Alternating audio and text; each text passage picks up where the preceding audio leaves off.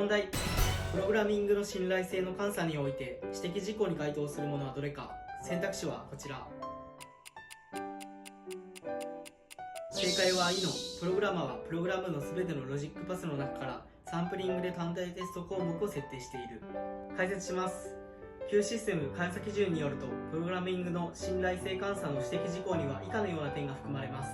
プログラム使用書に基づいて作業しているか検証すること、テスト結果を記録・保管すること、第三者によるテストを実施すること。